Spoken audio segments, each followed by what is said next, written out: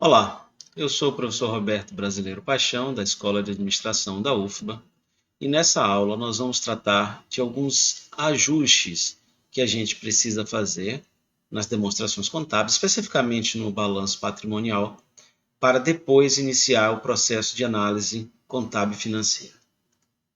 Então vamos lá. Os ajustes eles são necessários, tá? E por que eles são necessários? Porque a gente precisa tentar chegar mais perto do que a gente entende como sendo o valor de mercado de uma empresa. Tá? Isso, obviamente, que precisa de uma análise da pessoa que está conduzindo, que vai conduzir a análise da empresa, tá? Uma análise no sentido de uma reflexão no sentido, realmente eu preciso fazer o ajuste? Alguns ajustes a gente vai ver que eles são muito necessários. Outros a gente vai ver que realmente vai precisar da decisão do analista. Bom, se você não tem nenhuma informação para fazer análise, ok, não faça para fazer os ajustes, não faça os ajustes, tá? Mas em geral, os analistas eles conseguem ter informações, às vezes de fora, às vezes de outros relatórios, às vezes de outros analistas, e aí a partir dessas informações eles conseguem fazer ajustes. E existem também ajustes que são automáticos, que a gente já pega e já faz direto. Os mais comuns: ajustes em duplicata descontada, empréstimos feitos a coligadas ou controladas, empréstimos recebidos de diretores ou interligadas, que é uma operação similar, mas oposta, bens obsoletos, débitos não cobráveis, depósitos judiciais e insuficiência de PDD. Esses são os mais comuns e a gente vai tratar alguns deles nessa aula. Vamos começar com duplicata descontada, tá? E aí, só lembrando o que é essa operação de duplicata descontada. Duplicata descontada, vocês vão ver ela registrada como uma conta redutora do ativo, ela é uma conta redutora da conta cliente. Como é redutora, aparece aqui com um sinalzinho negativo. O que é essa duplicata descontada? Lembre, cliente é um valor que você tem a receber, né? Você tem a receber no futuro, no curto prazo, porque é ativo circulante.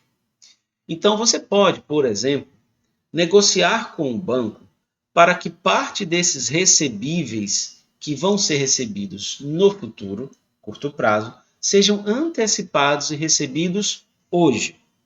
Isso é uma operação de desconto de duplicado, tá? Então, na verdade, aqui que vocês estão vendo, nada mais é do que um empréstimo. Empréstimo para quê? Para capital de giro, porque é um empréstimo de curto prazo, tá? Porém, caso os emitentes das duplicatas, ou seja, quem deveria pagar você, né? Você tem cliente, alguém vai lhe pagar.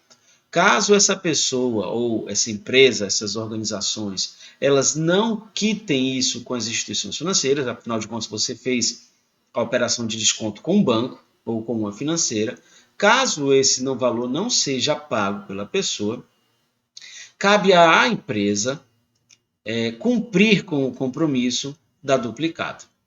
Logo, a empresa toma um empréstimo, na verdade, com a obrigação de cumprir aquilo. Se quem realmente deveria pagar a empresa não pagar o banco, a empresa que vai ter que honrar com esse compromisso. Então, na verdade, o que a gente está vendo é que isso aqui é um empréstimo e nada mais é do que um passivo circulante. Então, a gente simplesmente muda a duplicata descontada do ativo circulante como conta redutora para uma conta do passivo circulante e, obviamente, tem que mudar o sinal porque aqui ela não é redutora. Tá? Vamos lá. O segundo ajuste que a gente faz: empréstimos feitos a interligadas. O que é isso? Esse empréstimo aqui não é um empréstimo que a empresa tomou, é um empréstimo que ela concedeu. Então, eu, empresa, eu posso tanto tomar um empréstimo quanto eu conceder um empréstimo. Então, eu vou lá e faço um empréstimo eu para uma outra empresa. Essa outra empresa é uma empresa coligada, é uma empresa talvez controlada, é uma empresa interligada, pode ser um grupo empresarial, tá? Pronto. O que acontece? Existe uma relação direta entre as empresas, né? Entre quem é credor e quem é devedor, afinal de contas, elas são interligadas, em geral participando de um mesmo grupo empresarial. Então, essas operações, elas normalmente não têm uma data fixa, né?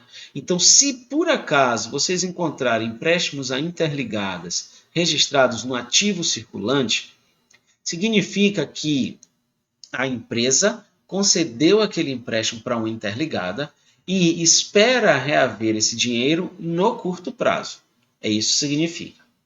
Só que lembrem-se, existe uma relação direta entre as empresas, elas são interligadas. Logo, não é tão provável que essa quitação ocorra no curto prazo. Ela pode mudar. Né? Por que ela pode mudar? Porque as empresas são interligadas, pode ter algum outro interesse por trás que faça com que esse pagamento não ocorra. Então, por conservadorismo, nós pegamos esse valor que está registrado no ativo circulante, indicando que eu vou receber esse dinheiro no curto prazo, e jogamos isso para o ativo não circulante, né, como uma conta de realizável a longo prazo, e registramos no ativo circulante. Isso faz com que, na verdade, assim, eu tenha esse valor, eu sei que eu vou receber esse valor, é de uma empresa interligada, porém, esse valor não está registrado como sendo para receber no curto prazo. Ele está sendo registrado para receber no longo prazo, o que é muito mais conservador. Agora vamos pensar na mesma operação, só que ao contrário. No caso agora, as empresas também são interligadas, são coligadas, só que ao invés de eu conceder o empréstimo, eu tomei o empréstimo. Eu tomei o empréstimo. Ora, se eu tomei o empréstimo, a gente está exatamente numa situação inversa à anterior.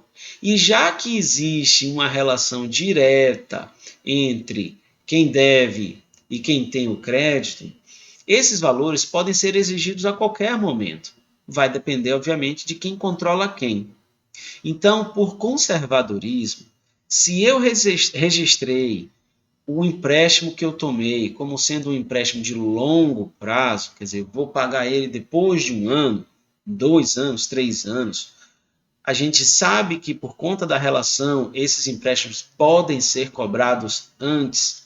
O que eu faço? Eu transfiro, eu ajusto para o passivo circulante. Então, eu estou aqui dizendo que eu vou receber no longo prazo, mas de fato eu posso ser cobrado no curto. Então eu vou logo fazer o ajuste e deixar por conservadorismo registrado no passivo circulante. Então, como vocês podem ver, é uma operação completamente inversa à anterior.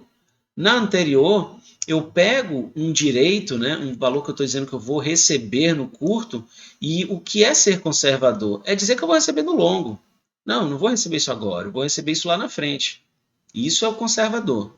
Já aqui no empréstimo, eu estou dizendo que eu vou pagar no longo. Opa, eu posso não pagar no longo, eu posso ser cobrado antes. Logo, o conservador aqui é dizer que eu tenho essa obrigação no curto. Tá? Então, observem que é só uma mudança de local, não muda sinal, não muda nada. Eu pego do ativo circulante e jogo para o ativo não circulante. E nesse outro caso aqui, eu pego do passivo não circulante e jogo para o passivo circulante. Bom, a gente viu 3 ajustes aí que são ajustes bem comuns. A gente tem outros ajustes que envolvem deduções do PL e que correspondem à contrapartida a valores não realizáveis do ativo e que devem ser baixados do balanço patrimonial. Então é como se eu tivesse assim, eu tenho um ativo aqui. Esse ativo ele é mesmo realizável? Esse ativo tem efetivamente aquele valor que está lá registrado? Se eu sei que não tem, ou se há indícios que me levam a crer que ele não tem aquele valor, que ele tem, por exemplo, um valor menor, eu devo diminuir no ativo o valor. E como é que eu faço para o ativo continuar batendo com o lado do passivo mais o PL? Eu vou ter que registrar esse ajuste reduzindo também no PL. É por isso que a gente fala aqui de deduções do PL. E por que no PL? Porque, ora, o ativo ele é de quem? A gente não tem que o ativo menos o passivo é igual a PL? Isso aqui é a equação, né? Ativo é igual a passivo mais PL. Então é a mesma coisa que está aqui. né? Então, se eu tenho um ativo aqui e esse ativo não é realizável, quem tem que perder, ou quem perde, é o sócio, é o PL. Então, esse ajuste aqui é exatamente no PL. Então, digamos que eu tenha um valor aqui de 100 que eu sei que eu não vou receber. Eu diminuo 100 aqui, então diminuo 100 aqui, e eu vou pegar e diminuir 100 no PL. Esse é o ajuste.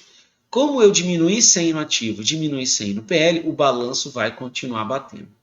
Qualquer ajuste que a gente for fazer, o balanço tem que continuar batendo. Se você estiver fazendo um ajuste e depois de ter feito o ajuste, o balanço não bate, tem alguma coisa errada aí, tá? Ele tem que continuar batendo. Aí vamos ver alguns exemplos de deduções do PL.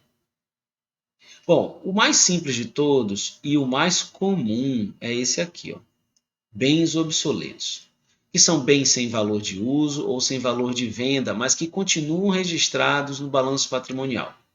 Eles precisam ser excluídos da análise financeira, né? Da mesma forma que a contrapartida no PL, ou seja, com contrapartida no PL. Vou voltar aqui, ó. Digamos que eu tenha um terreno aqui avaliado em 1.000. Esse terreno ele foi invadido e a gente não consegue mais reaver esse terreno.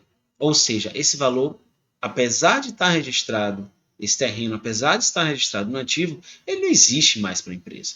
Então, o que eu faço? Eu tiro 1.000 daqui, vou no PL e tiro 1.000 também. Tá? Da mesma forma, eu tenho um estoque lá na minha empresa.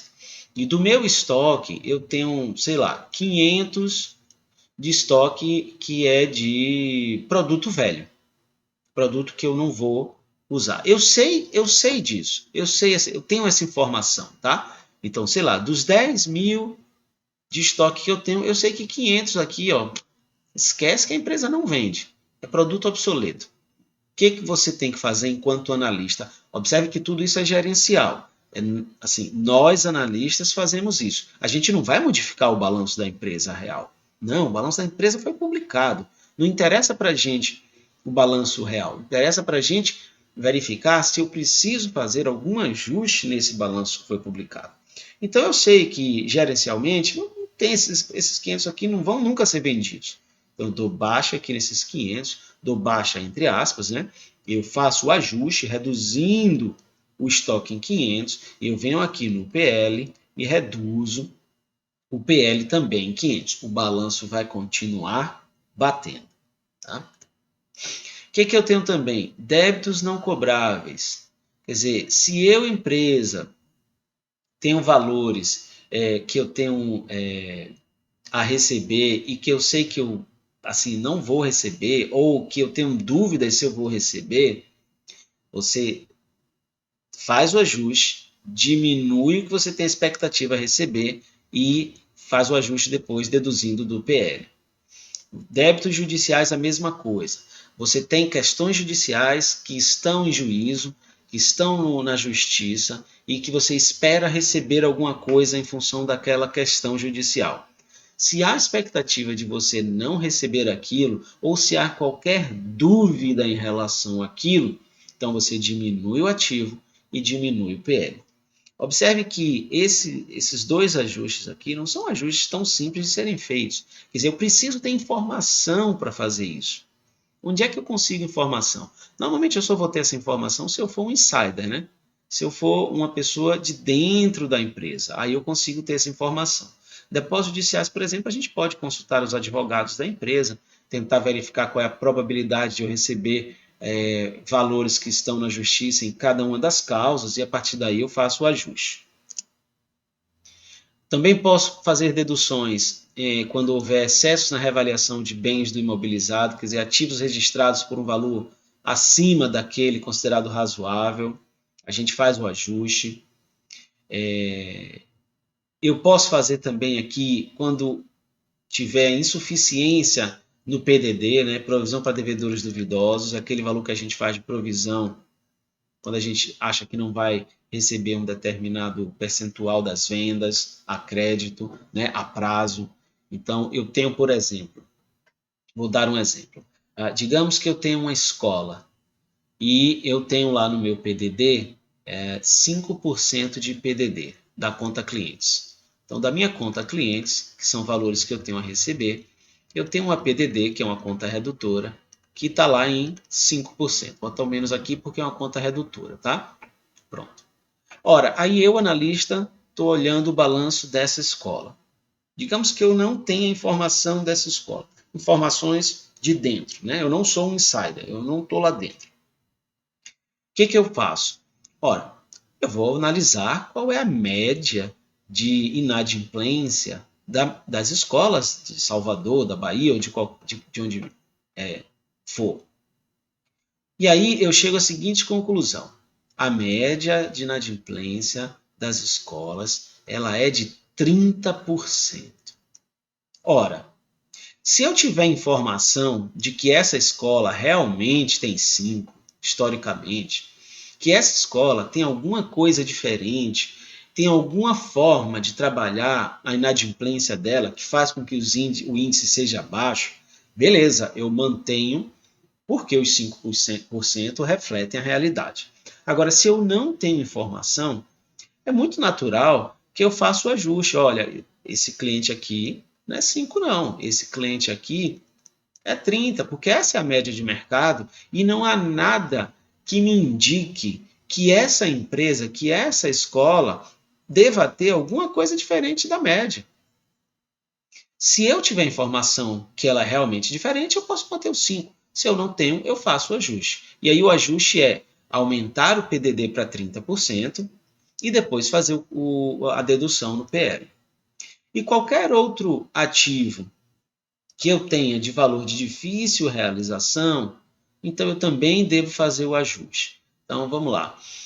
Se você tiver um bem ou direito de realização impossível ou improvável, então assim, exclui logo do ativo. Ah, eu tenho uma frota de veículos aqui, mas é uma frota de veículos velha que não vale nada, que não vale o valor contábil, muito menos o valor de mercado. O que eu posso fazer? Reduzo no ativo, reduzo no PL. O balanço continua batendo e eu tenho um balanço melhor, um balanço chamado balanço ajustado, que é gerencial. Ele não é da contabilidade financeira, ele não tem valor fiscal, mas ele é muito útil para a análise que a gente vai fazer.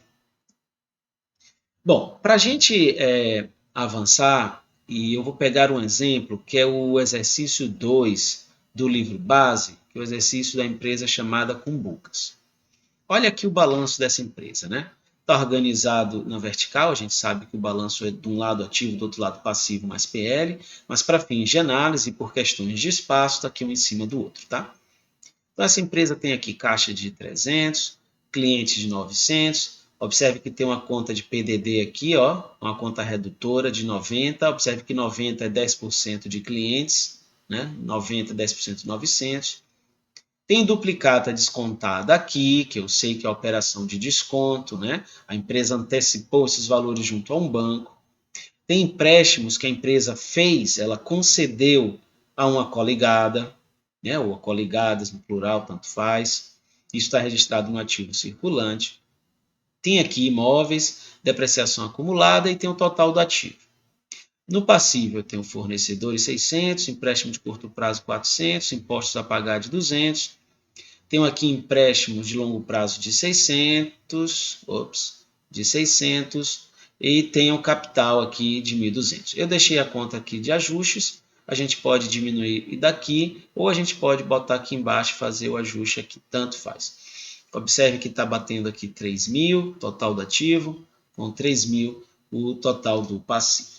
E o que eu tenho que fazer? O que o exercício fala para mim?